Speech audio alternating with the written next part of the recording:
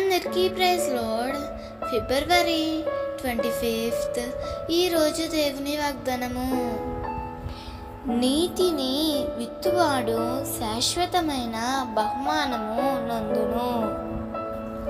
సామెతలు 11:18 నీతిగా జీవిస్తున్న నీవు ఈ లోకానికి నీవు పిచ్చివానిగా కనిపిస్తావు.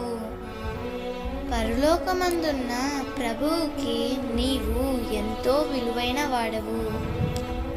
పరిస్థితులను బట్టి ఎన్నడూ నీవు నీతిని విడిచిపెట్టవద్దు.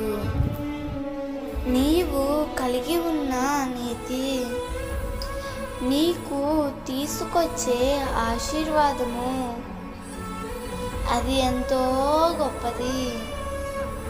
దేవుని వాక్యం ఇలా సెలవిస్తుంది, నీతి కొరకు ఆకలి దప్పులు గలవారు ధన్యులు, వారు తప్పకుండా తృప్తిపరచబడతారు. నీవు నీతి కలిగి జీవించినట్లయితే ఆ నీతి నీకు మాత్రమే కాదు కానీ నీ పిల్లల పిల్లలకు ఆశీర్వాదమును తీసుకొని వస్తుంది.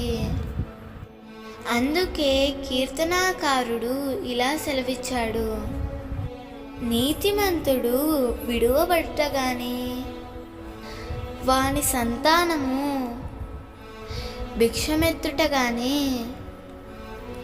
నేను చూచి ఉండలేదు.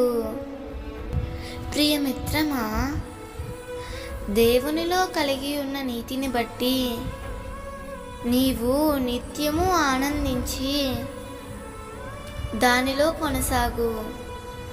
ప్రభువు శాశ్వతమైన బహుమానం నీకు అనుగ్రహించునుగాక. ఆమేన్.